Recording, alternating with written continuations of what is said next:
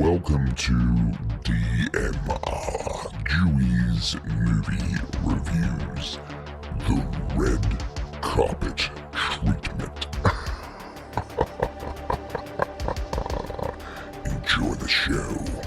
All right, so welcome to the 4K DMR studio. Buckle up, we're about to go into a deep, dark world of the paranormal. So Professor Loyd Auerbach, this gentleman's name came right to the top of the list when I was doing my investigations into finding a very suitable paranormal guest to come on the show. So let me just paraphrase a little bit off his website with his long list of credentials. So he's been in the game for 46 years in paranormal investigations. He's a parapsychologist. He's going to explain to us what exactly that field is all about. So he's the director of Office of Paranormal Investigations. He's the president of the Forever Family Foundation. He's an adjunct professor at Atlantic University and president of the board of directors of the Rhine Research Centre. He's also an author and co-author of 9 books. In terms of his appearances, he's done that many on TV and also documentaries as well. Just having a bit of a read of the list that we've got here was Sightings back in the 1990s, In Search in 2002. We've also got The Unexplained with William Shatner, Weird or What, also with William Shatner. He's also been on the History Channel, Travel Channel. He's been on David Letterman. He's been on Unsolved Mysteries twice. And he's also featured in a Netflix series called Surviving Death and one on Amazon Prime called Ghostomentary. So buckle up. This is the first interview for 2026, the Legends of the Lens series. So you're going to enjoy this. So welcome back to DMR. Thank you for tuning back in as always. Much obliged. So today I've got a very special guest tuning in all the way from LA. It's nighttime there. It's 9 p.m. Professor Loyd Auerbach. Welcome, sir. Thank you very much. And actually, it's the San Francisco Bay Area. Oh, is it? I thought you were in LA. No, Oh, I'm in Northern California. Ah, okay. Gotcha. Okay, cool. So thank you for coming on, sir. So I was doing a bit of research into the paranormal and ghost hunting and whatnot. And when that research came back, your name came to the top of the list. And I was after basically someone that wasn't a flash in the pan, wasn't a, night vision goggle per se, TV personality. I wanted the real deal. I wanted the science behind what parapsychology is. So why don't you give us a bit of a rundown on what parapsychology is, especially in the States, because over here in Australia, there is an Institute of Parapsychology, but it's not too well known. So why don't you give us a bit of a rundown on that? Yeah, I mean, I know of the folks that are down in Australia, some of my colleagues down there. Parapsychology is the study of psychic phenomena. So we cover extrasensory perception. We cover psychokinesis, which is mind over matter. And we do research on evidence and experiences that support the evidence for survival of bodily death. The idea that consciousness can exist without the body. That's where a lot of the ghost stuff falls in, not all of it. We have a laboratory science and we have a field investigation, field research. And they're both kind of interweaved in some respects, especially historically. And the scientific controls that are done in the lab are of top-notch grade. I mean, frankly, our field's been a little paranoid because of the skeptics. So researchers in the lab are very, very careful. In the field, we try to apply the scientific method where we can, but really it's more of an applied science at that point. Okay. So you've been doing this for, is it 40 plus years, 45 years? Something along those lines? 45 years, yeah, 46 years actually now. 46, yeah. Wow. Very, very long time. I'm 41, so you were doing this well before it was an idea. So let's take it back. So when did you actually start? It would have been in the 80s, is that right? Round about when Ghostbusters kind of came out? Or a bit so before actually, that? when I started doing investigations was when I entered a graduate parapsychology program in 1979. Okay. And that was when my very first case happened, was in the fall of 1979. So I kind of count it being in the field that long. Working in the field started in 1980, 81, 82 after I graduated, and I first worked in New York City. But it was Ghostbusters and the publicity for Ghostbusters that kind of got me to write my first book and did a lot more for me. There you go. So you're the real life Dr. Pete Venkman or Egon Spangler, yeah? Is that correct? Probably my colleagues would say I'm more like Peter Venkman than Egon Spengler. I like it. They're very cool characters. But so that shot you to basically, would you say stardom or just mainly your career sort of snowballing? What was the deal around the movie coming out and you being in the game? Well, I mean, what ended up happening was because the movie I had staying power. I mean, it was there from May through October at least in the theaters here in the States. Yeah. Very popular. Mm.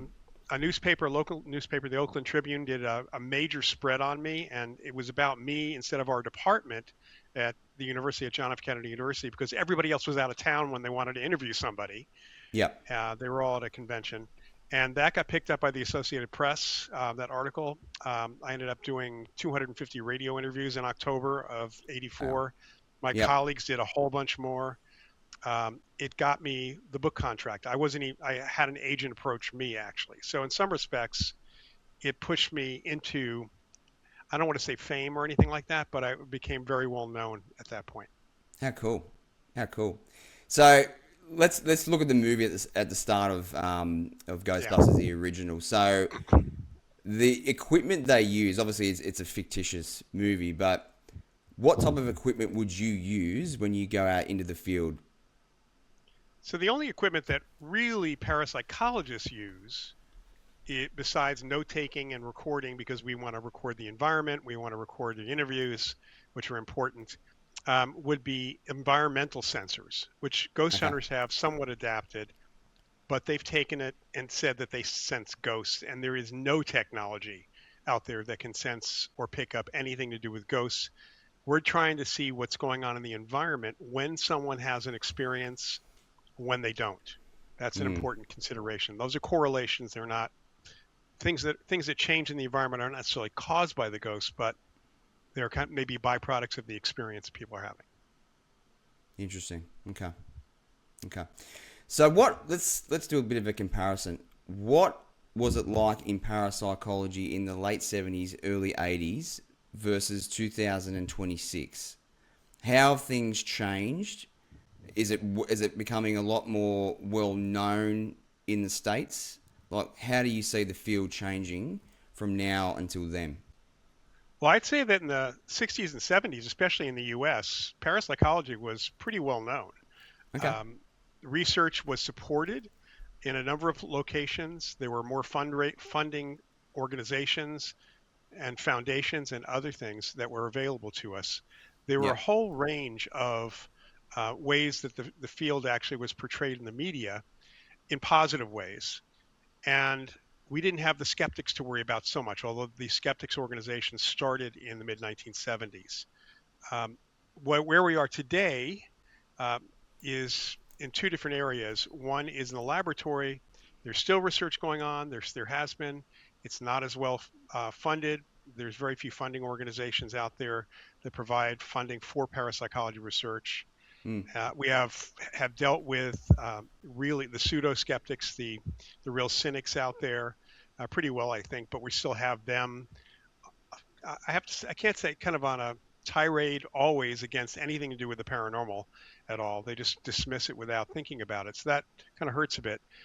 But in the field work world, so the ghost hunting world, the investigations world, things have exploded on the amateur and hobbyist basis. Mm. Um, has brought people to parapsychology.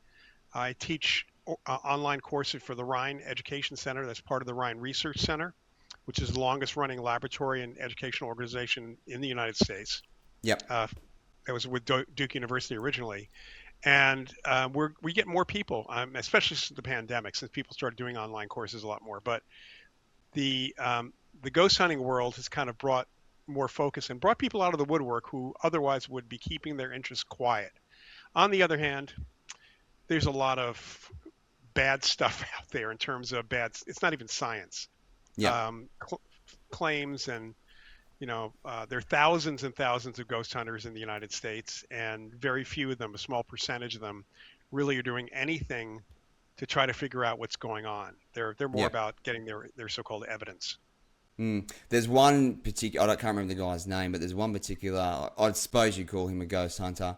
He goes out to woodlands and also a lot of cemeteries as well, and he has some device where apparently ghosts or spirits talk back to him, and he records it and it has conversations with him. So I don't know. Yeah, again, there are a whole bunch of those. Yeah, I mean, they're often called spirit boxes or ghost boxes. They sometimes do like radio scanners, randomly scanning things, or they're doing what's called electronic voice phenomena, just recording with a tape recorder or a digital recorder to try to get the spirits to put voices on the tape. Yeah, and sometimes they'll take any unusual noise because they weren't paying attention close enough, and interpret it in a way that fits their question if they actually had a question. Yeah, there's good research in that area, but again, we have no good evidence that that's what's going on. It's entertaining. I won't lie to you. It's especially when they go out at a graveyard at night. But I think the thing that comes back is like they say some things that are accurate and things that don't make sense. So it's kind of like a little bit believable in that sense.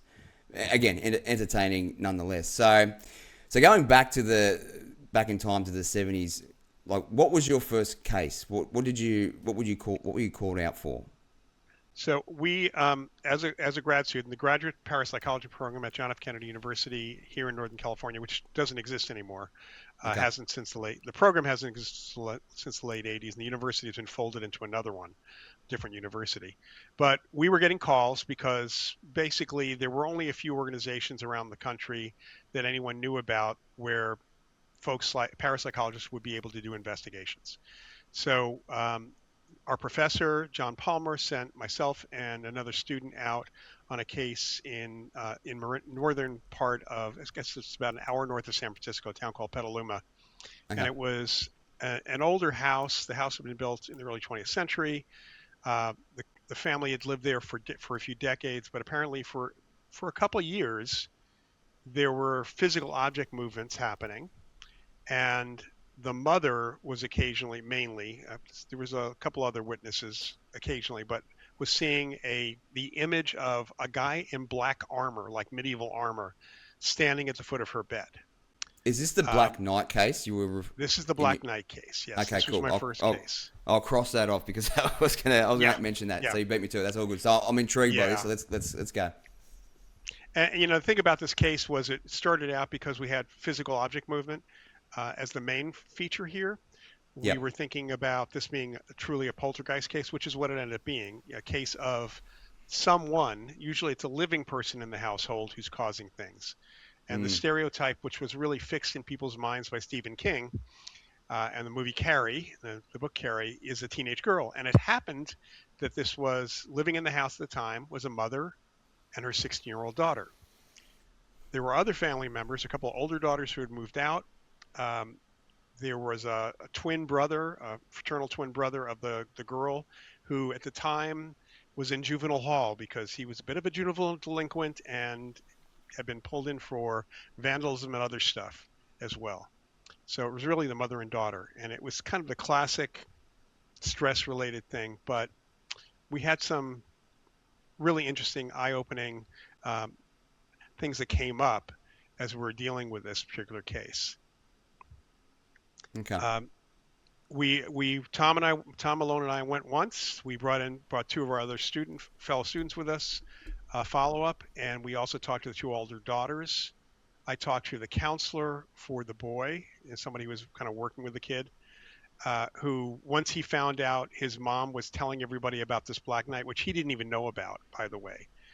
He was making all sorts of claims to try to get himself out of juvenile hall. Right. But what it turned out is that the mother thought the daughters, all three of them, had seen the Black Knight multiple times because she had. Only the 16-year-old had seen the Black Knight twice, essentially. Okay. The mother also saw that there was one time, and this was the reason she called us, that the visor of the knight's helmet was up, and she said it was her son's face, and that freaked her out. Right. We found, actually, Tom and I, the first trip, we found really going through the house, because we always look for normal explanations for physical things that happen. Sure. And we even looked under the house. There was a crawl space under the house, and lo and behold, we find under the house a toy shield, a toy sword, a bow and arrow. The kid apparently liked to play with that stuff as a kid. I mean, I had stuff like that when I was a kid too. Sure. And that sort of tied directly to the Black Knight image. And I should mention that this was 1979. The mother said that under other circumstances, had she, she had not seen Star Wars first before calling us, because she saw the Black Knight before Star Wars, but after Right. seeing Star Wars, she said it looked like Darth Vader to some extent. And that armor. that's what we were talking in the emails. And you said the Vader case, and you were saying, "Oh, I'm not sure what you mean by that." And I did a bit more research. No, Yeah, I yeah. didn't in the email, because you were pulling it from an article that was about me and not, or about my Sure. book, but not. Yeah. Sure. So what was really going on, as we found out, is digging into the case, was that the poltergeist agent, so we typically find someone who is under stress of some kind and putting out that energy, is that it was the mother, not the daughter, that was doing Right. it. And the image that she was conjuring up for herself was, according to many psychologists, an archetypal, a Jungian archetype. The Black Knight's a very common image, the shadow figure that's there. In fact, George Lucas designed Darth Vader, had a design for Darth Vader based on this archetype of the Black Knight. Okay. There you go. Interesting. Very interesting. So when with a you call that a poltergeist, right? Yeah. I mean, the proper name is recurrent spontaneous psychokinesis, or RSPK, but everybody calls them poltergeist cases. Okay. And are they the ones that move objects? Or Yes. is that apparition? Okay. Well, the phenomena in poltergeist cases can be movement of objects, can be breaking of things flying across the room, a lot of electronic disturbances, although you don't find all of these things in each of the same cases. But they're usually patterns, and the patterns are very telling for what's going on in the family, kind of a metaphor, a story in some respects, and kind of help, once you really dig in, really help you determine what's really going on. And with these families, if they're going through stress and whatnot, say it's a poltergeist case, is it recorded that the families see things moving together, or just on one occurrence by themselves? It's usually, well, first of all, most of the phenomena happens around one person, or when one person's present, but sometimes the triggers can be the entire family. People, sometimes there are multiple witnesses. Very often, these are physical objects. So the question is, were you looking in the right direction? I mean, Okay. if something moves across the table, if someone's back is to the table, they're obviously not going to see that. Whereas somebody who's facing the table will see it. And we have cases, I've certainly had cases where multiple people have witnessed the activity that was going on. Okay. Because my wife and I, in the house that we're currently in, we've been here for 10 years. And I won't go into full detail about some of the things that have happened to us here because they're a bit hectic. But some of the things that did happen, we had to get basically 2 shamans to come out and bless the place or clear the place, if that makes sense. So the case that we saw, or what we saw together, there was a plant. This was just after our first son was born. There was a plant downstairs in the main lounge room. Now, this plant was in the back right-hand corner. My wife and I saw this multiple times. And again, I'm skeptical, right?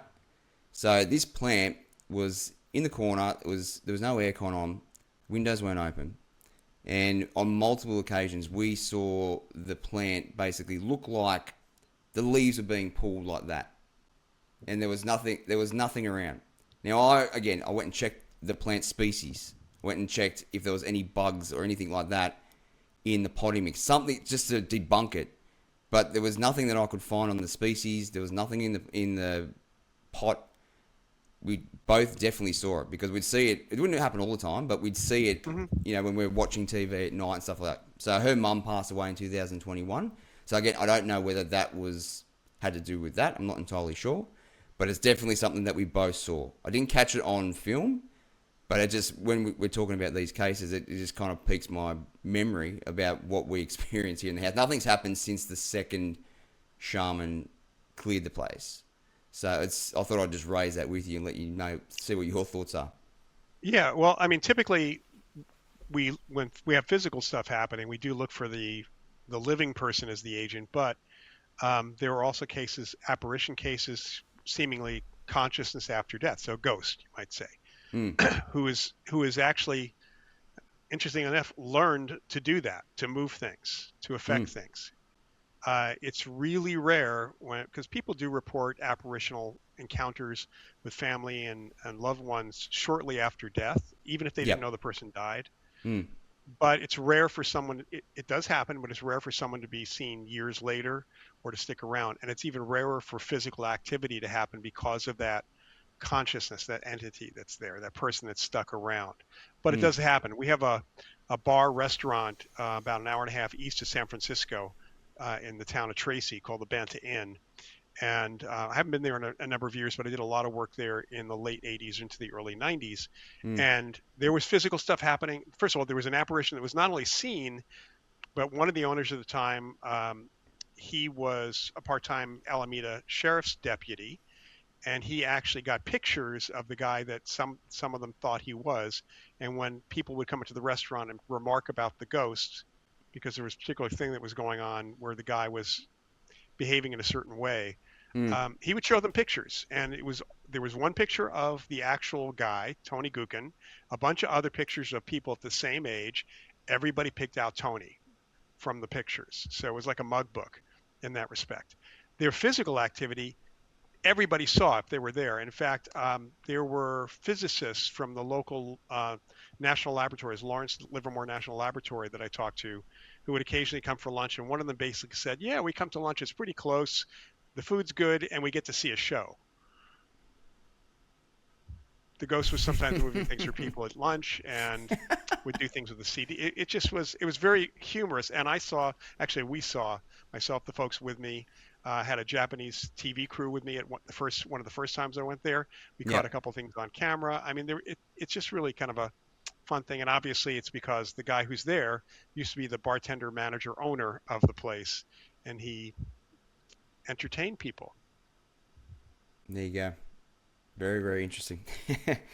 So, next point I want to talk about, Prof, is the media problem with basically fear-based entertainment. Like, growing up, so I'm an 85 baby, right? So, I'm 41 now. So, I think growing up, we came across, I think the first like paranormal stuff that I used to watch and used to scare the crap out of me was Unsolved Mysteries. Now, were you on that show back in the Yeah, day? a couple times. Couple times. How many times as a couple? Like you were a regular guest or? Two. I think it was two times. Okay, that's all right. Yeah. That's awesome. That's awesome. Should have been three, but I got cut out of an episode because I refused to say that there was a demon in the house. So Oh, really? yeah, Ah, yeah, that's a interesting. story in itself.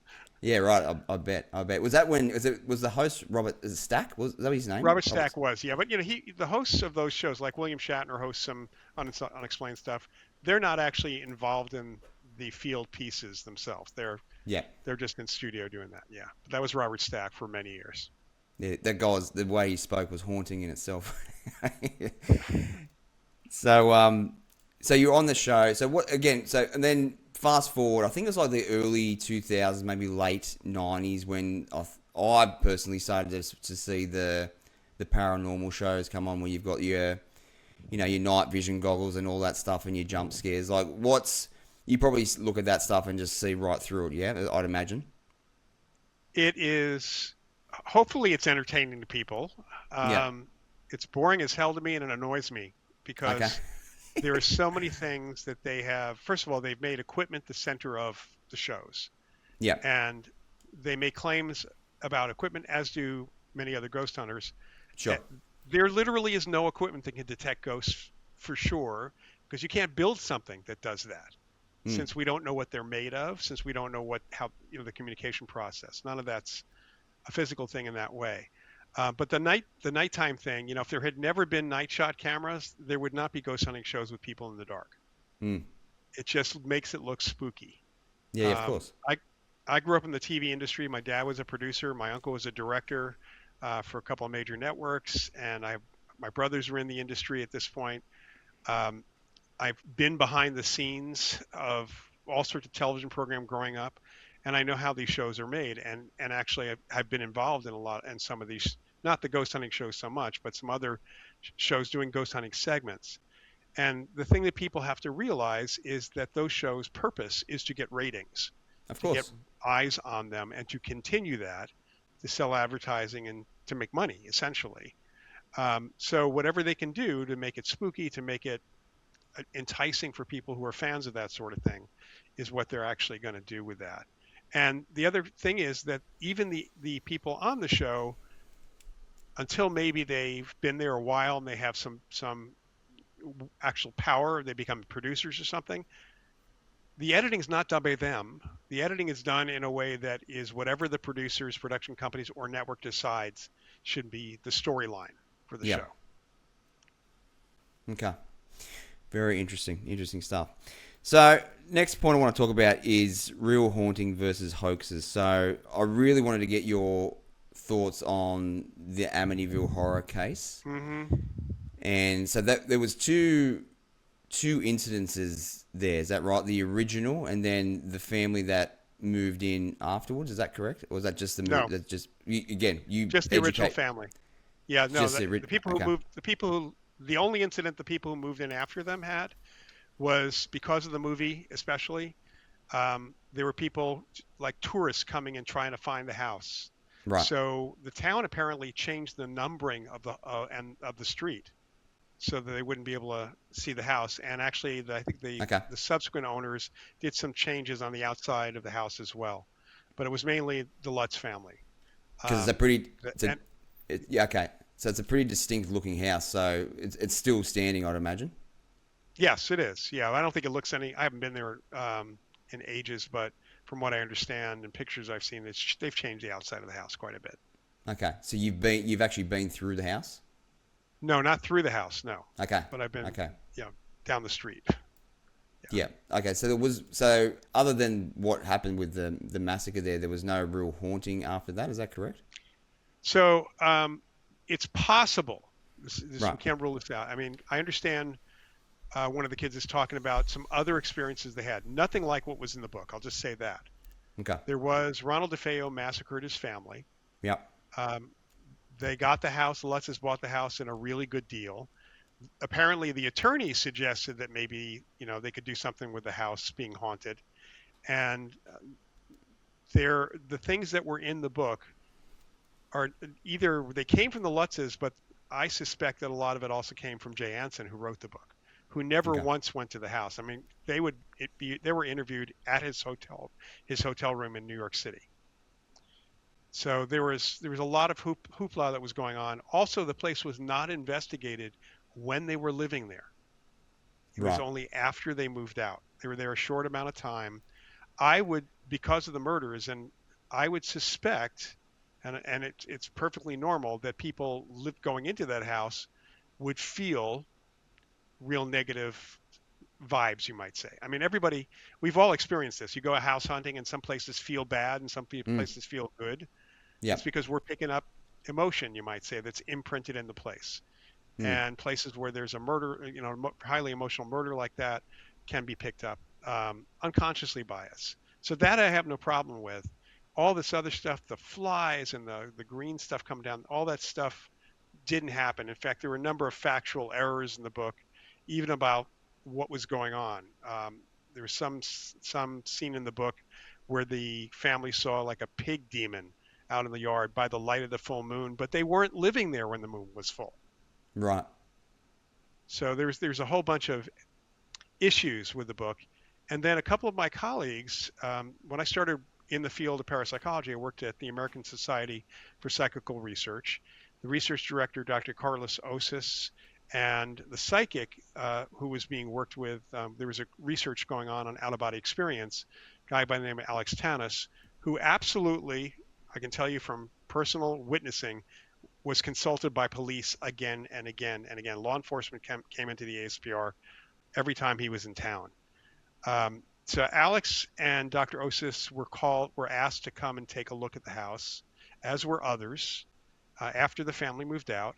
And Alex, being someone who's familiar with picking up information about murders and thefts and things like that for the police, he got a good sense of what had actually happened. And some of that was, of course, you could say a speculation, but there were evidence that came out later on that was confirmed some of what Alex picked up. The most important thing that happened is as they are downstairs is that Dr. Osis says that Alex was drawn over to this one bureau I think in the dining room, and opens a couple of drawers, which, that's kind of, I mean, the people had moved out, they left their stuff there. So he was opening Yeah. drawers and he finds a book contract. And this is only it's a couple weeks after they moved out. So they already had a book contract, apparently, Right. Okay. which is highly suspicious. Mm. And as they are at that point, when Osis sees this, they decide, we're going to get out of here. There's nothing going on here other than the imprint of the murder. And as they're going out there, Ed and Lorraine Warren come in with a TV crew, and it turns into a circus at that point. And that was going to So be my next point about Yeah. them. So were they the ones that took the photo of the young boy in the house? Was that them, or was that somebody else? I don't know. I don't know Okay. about that. And I know vaguely about that photo, but it doesn't mean anything. So how about that? A deep dive into the paranormal. We're halfway through the interview, and quite timely as well. So a reminder that DMR is part of the Audible Creators Program. So what does that mean for you, the listener or the viewer? Well, there's a link in my show. You can jump on that link. It will take you over to Audible, and you can start a 30-day free trial. That's right, 30 days for free, and 2 of Professor Auerbach's titles are available for you to choose from on Audible. They are basically called Afterlife and also Near Death. So your choice of one of those titles, I'm sure you will not be disappointed. He co-authored those 2 books. So again, jump on that link. It will take you over to Audible. You'll be supporting DMR. Terms and conditions do apply if you stick around past the 30 days, but you can listen to some of Professor Auerbach's work. It's going to be absolutely amazing, no doubt.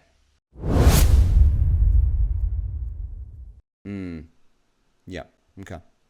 And what are your thoughts around the Warrens? Because they were very active in the 70s and 80s, so this would have just been when you were kicking off with your career in parapsychology, right? Right. And the problem with the Warrens is that they had a particular perspective, and that was that there was demonic energy, demons, and all sorts of stuff, evil stuff, every place they went. When I was at the ASPR, I ended up talking to a psychotherapist in Connecticut, in the next town over from the Warrens, who ended up following up on cases that the Warrens had been to, where the Warrens had basically traumatized the families. Oh, right. And she was working with them.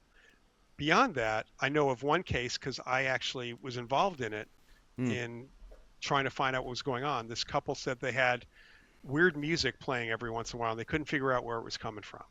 And the Warrens said it was demonic. They came and said, so when I went up there, I found a radio, an AM/FM radio, a small one that had fallen behind a radiator, and occasionally it was turning on.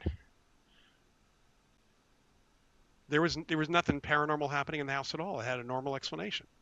Just faulty So when you radio. have a couple, have people who constantly find evil and demons and things like that, there are some other things that came up over the years that I learned about from some of their clients that, really concerned me. And then later on, they made some claims. I mean, they made claims about the Amityville house. They made claims about other things. Later in life, Lorraine made some claims about the Amityville case, connecting it to parapsychology, which actually did not happen at all. So, and I suspect it was because she was getting on in years and maybe, forgetting some things. But when we look at the Warrens cases, they don't hold up. There was another situation. I had talked to several reporters about this. I had a friend who worked for NBC Radio, and he had called me because Ed Warren had held a press conference. There was a case I think it was the case in Pennsylvania, which turned out to be not a demon, but they said it was a demon, and he calls a press conference because he has video footage of the demon. And at the press conference, he's talking about the case and the demon and the video, and some reporter, and I talked to several reporters who were there. Some reporter said, "Let's see the video." And he stops Sure. for a minute. He says, "I can't show you the video because they sent the tape to the Vatican for analysis." Right. So, you know, you didn't keep a copy. I mean, that was, Yeah, exactly. maybe he did, maybe he didn't, you know? Mm. Okay.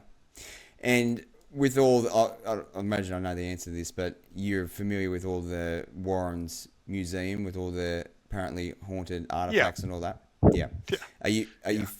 Are you following the case of the doll?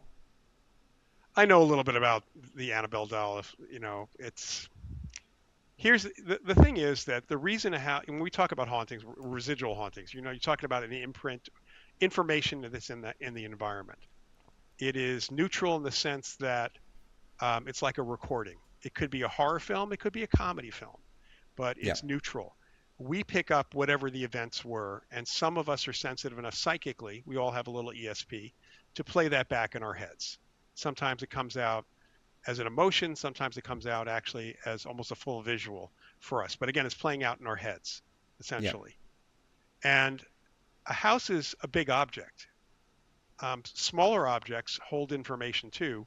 There is an ability or an application of ESP called psychometry. It's actually not that hard for people to learn. And that is, you hold an object and you are able to pick up information about where it's been, potentially who owned it, things like that. Mm. So if the doll was around when something negative happened, sure, it could have picked up some negative information Yeah. that people might be sensitive to. But it's not, doesn't have a ghost, it doesn't have a personality, it's not inhabited by something other than potentially information. And at this point, it's moved around so much that I would say there's probably nothing to it at all, because we do know that even in the most haunted places, new activity kind of imprints over, records over what's there. Ah, okay. So you take a haunted object, you take it around, you take it to parties, show to people, all of a sudden the doll's feeling pretty good. It's lost its mojo. Yeah. So that leads me on the next point, and hauntings versus mental health. And probably a good case to bring up would be the choking ghost case. So, Yeah, and that was actually a poltergeist case. Yeah. Poltergeist. So why don't you tell the viewers exactly what happened? I've read the Sure. case file, but I want to Sure. hear it from you. Yeah, and I will say a couple things. You know, we are having kind of a lot of discussion right now about a branch of parapsychology called clinical parapsychology, Okay. because these experiences can cause people to have a little bit of trauma or almost PTSD afterwards. Even if it's an explainable experience, you know, even if you debunk it, the thought or belief that these people had that this was something ghostly can affect them psychologically. All right, so that's one thing. So the choking ghost case happened in the early days of our parapsychology program when I was there around 1985, and we got a call from a woman who claimed that she was being choked, not to death, obviously, but choked and sometimes lifted off the ground by this big, shadowy, almost bear-like shadow figure that nobody else could see. So we had her come into the university first to talk to us. She brought a coworker. She was an ex-cop. She had been a cop in San Francisco for 10 years. After her divorce, she moved to Alaska, was a cop there, came back after a few years to live in the Bay Area again. And she was working in high-tech security, so she still carried a gun with other ex-cops or ex-military police. She comes into the office with her coworker, who she says is a witness, takes off a scarf, and she's got these bruises, like 4 fingers on one side and 1 on the other. My colleague Sharon Frankmont says, first thing she said right away was, "Do you have a boyfriend?" Because we were concerned about there being a normal explanation for this as well. She said that the other coworkers happened to see her after she was attacked and screamed. They saw her lifted off the ground, and because they came, it chased it away. I turned to the coworker. He said, well, we saw her feet were already on the ground. She was against the wall. She was sliding down to the floor. We did not see her off the floor, but we did see the bruising appear on her throat when there was That's no wild. apparent cause. That's So wild. Sharon and I went out to where she was living. She had been in the Bay Area for 6 months. She was living with her mother just staying there until she got on her feet. And as we're talking, Sharon is talking to the mother. They have their backs to a window that looks out over the ocean. I'm watching the woman go into the kitchen. She asked if we wanted a glass of water. I said no. Sharon says no. She starts pouring herself a glass of water.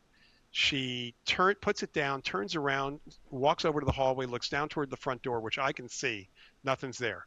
Walks back to the sink, does the same thing one more time, walks back over to the sink. And of course, at that point, if this was a movie, we'd be hearing that spooky music, right? This is Sure. when something like, the Exorcist music would start. Yep. So I was already ready to get out of my chair. And as it happens, she puts the glass down, she turns around, she screams, puts her hands up like this, and starts falling backwards. But because I was prepared, watching her closely, I caught her before she hit the ground. Her hands Wow. never touched her throat. Her throat bulged out like a bullfrog's, and then there were 4 depressions on one side and 1 on the other.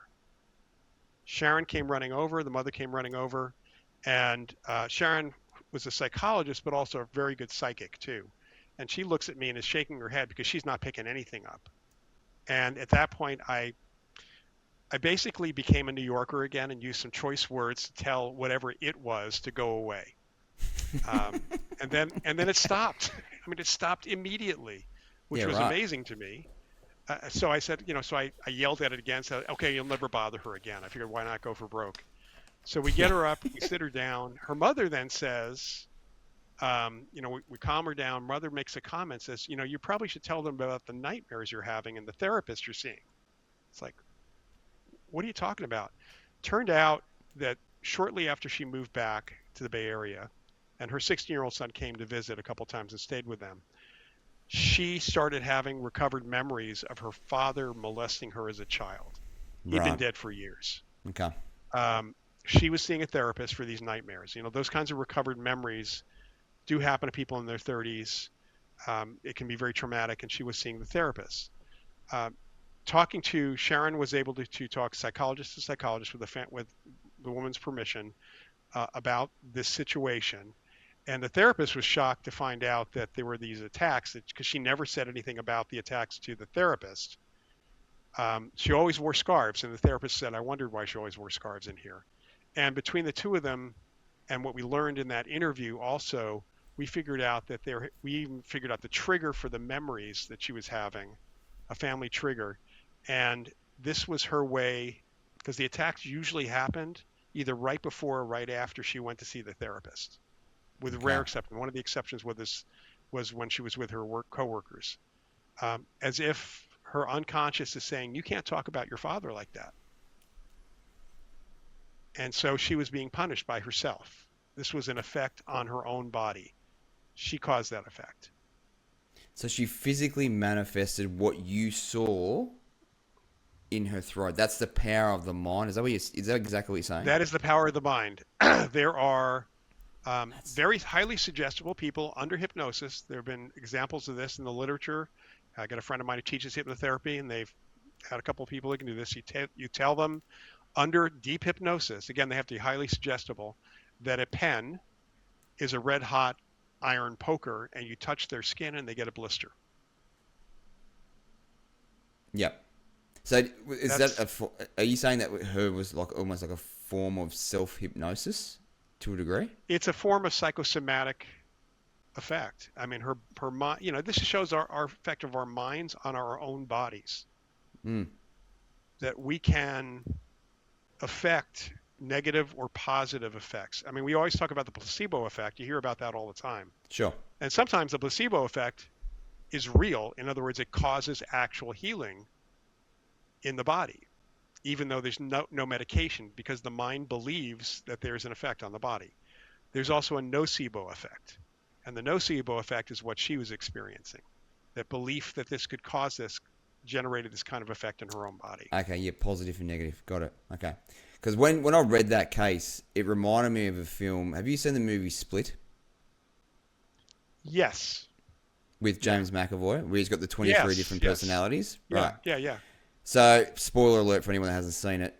So, the 23 or the 22 personalities are all looking to this one that's called the Beast at the end of the movie. Mm-hmm. And it reveals itself. And it's that self-belief. It's almost like a ultra placebo effect where this Beast character is basically indestructible. And at the end of the film, or towards the end of the film, he believes in it so much that he can climb walls, and he actually, Right. when the shotguns are shot at him, the bullets don't bounce off him. They still injure him, but they don't go through him. And it's all because the 23 personalities have merged towards this one thing, and it's just this absolute ultra premium belief that this beast is the be all and end all and is indestructible. So that's what, when I read that case, it kind of reminded me of a little bit to that degree, that if the mind is that powerful, you know what I mean, what can it achieve? Well, human beings, our society, we set limitations on ourselves. Sure. We're constantly doing that, and in so many different ways. My father was a sports producer, and I got to talk to a lot of professional athletes about some unusual experiences they had when they were, in the so-called zone. They were in the zone mentally, things that were happening that they didn't think they could achieve.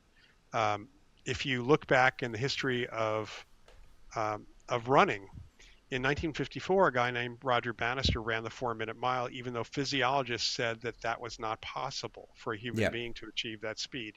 Yet dozens of people did it over the next couple of years because he showed it was possible. We limit ourselves. Interesting. Very, very interesting. So next point, and I'm conscious of time because I know it's getting late over there. So next one, the difference between apparitions, ghosts, or poltergeists and demons. So I guess from your point of view, we might have covered off on this a little bit, but when does the parapsychologist get the phone call, and when does the church or the priest get a phone call? When does the church might get a phone call, or a priest might get a consult when the people believe that what's going on is demonic. Right. Or when that they are told that it is demonic. So, for example, I know of cases, because I've got follow-up calls with them for clients. People had local ghost hunters come in, and because they got on their voice recorder what sounded like a growl, they immediately said the house has a demon in it, even though the people were not experiencing anything negative at all. So when people think they have something demonic or are told that something evil is there, they might call the church. That is if they have any religious belief at all. People call the Catholic Church without being Catholic. Sure. That's a factor, I think, because of the movies for that. People call parapsychologists when they have an experience and they know that there are such things as parapsychologists, and then either they find from friends, they get referrals from friends, or they start looking on the internet and hopefully they hit one of the research organizations that do still exist that does research in psychic phenomena, that covers these kinds of things. We get cases to the Parapsychological Association, to the Rhine Research Centre. There's the Division of Perceptual Studies at the University of Virginia that does research on apparitions and out-of-body experiences and reincarnation and other things. I'm easy to find as well. But then most often I think people end up finding the low-hanging fruit, which are the hobbyist or amateur ghost hunters who don't know much about the field. Yep. Okay. So I'd imagine most of your work, is it just been in the States, or have you travelled abroad for cases? I've done a little bit abroad, mainly because, and it's been very little. I mean, Japan. It's because of television, actually. A Japanese TV show, TV company was doing some work with a Japanese medium named Aiko Gibo. And actually, after we went to a few places here in the States, they came over. We ended up going to, as it happens, to Australia. We went up to Darwin and into Arnhem Land, and even did a remote viewing experiment and a couple of other experiments with one of the Aboriginal artists that was there with Mrs. Gibo. Okay. So I spent about a week there. been to Japan, and then also very, very brief piece to England. But most of my work has been in the U.S. in Okay. general.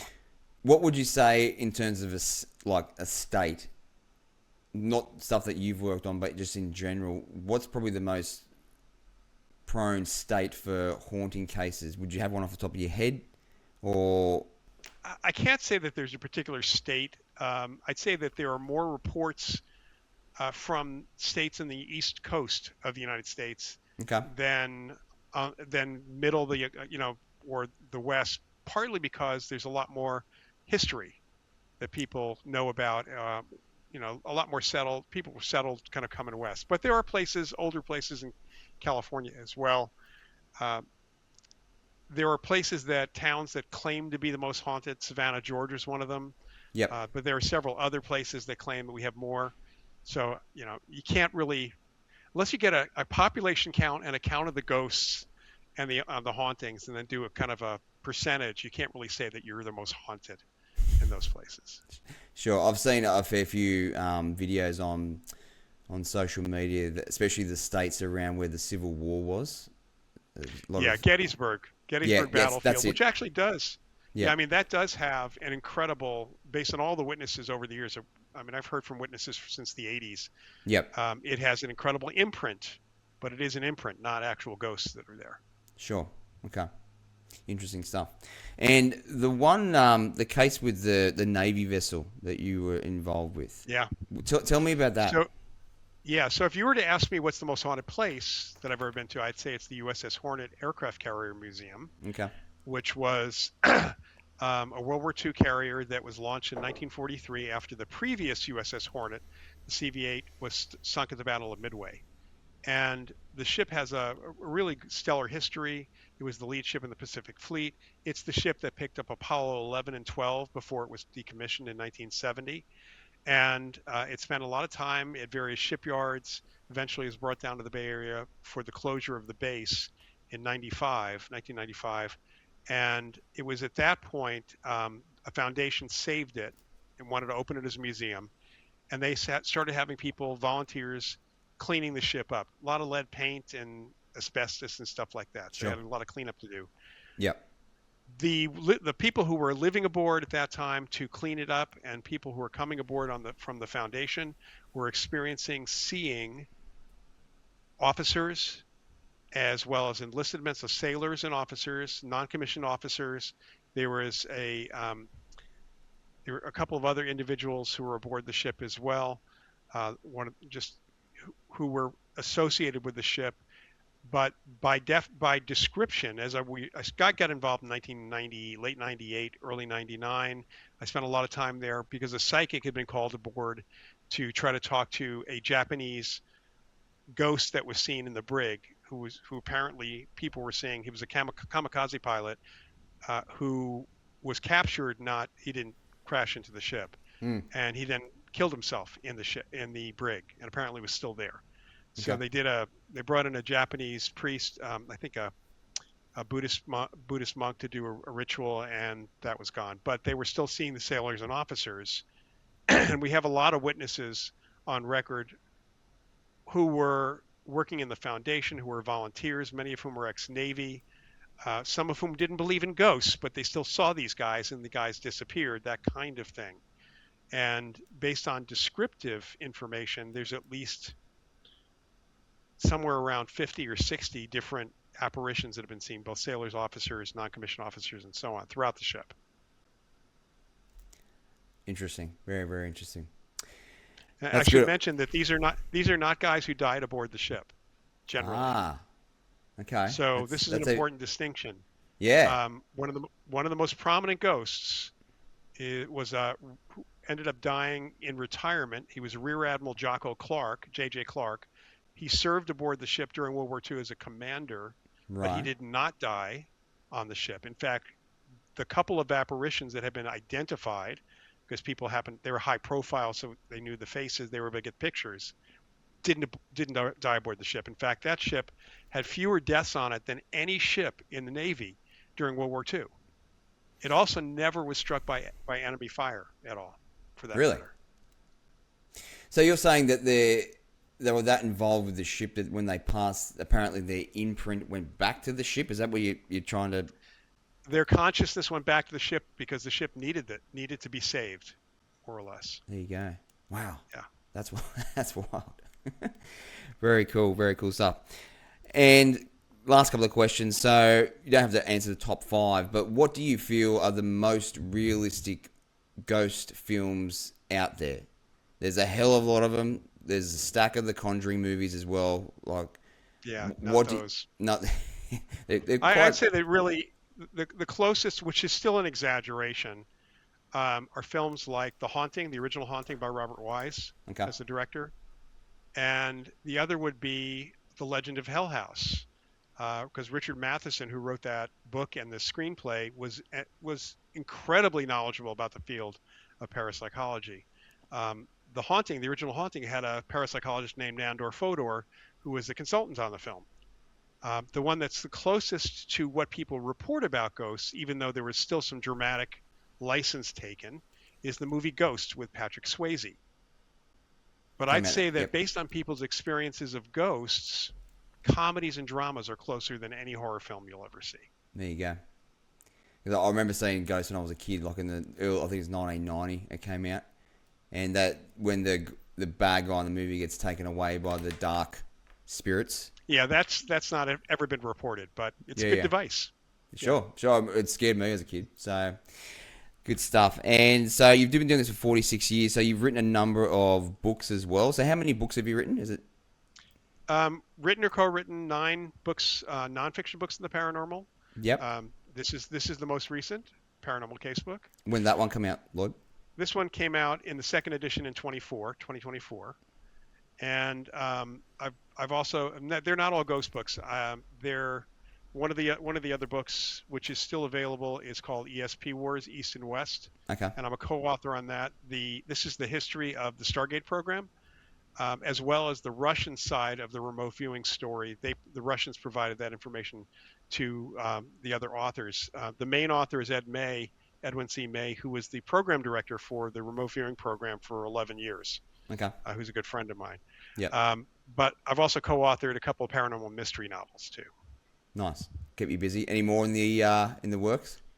Yeah. Well, right now I am just readying a book that went out of print, my Mind Over Matter book, for a new publication. I'm adding some material to it with a new publisher.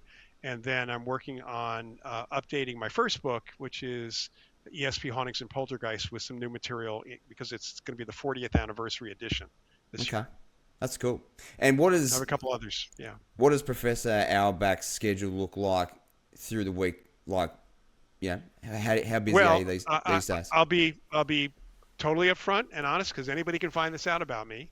I have a day job, and that's because one cannot make a lot of money in parapsychology unless you have grants and other things. Sure. So the courses I teach are in the evenings, and I do things on weekends and evenings.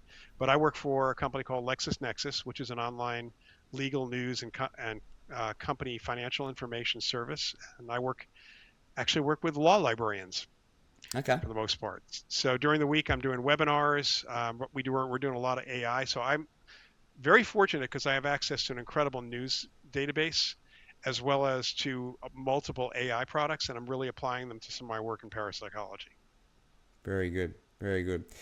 Well, Professor Auerbach, it's almost an hour. Thank you for coming on the show on DMR. Much appreciated. We're sending this out to Spotify, YouTube, doing some shorter cuts or edits on TikTok as well. So it's good. You've educated me, and I'm sure the masses out there that will see this are going to be really in tune to what parapsychology is, because, as I said, like Australia, it's not too well known, so it's good. We've got a bit of an education now.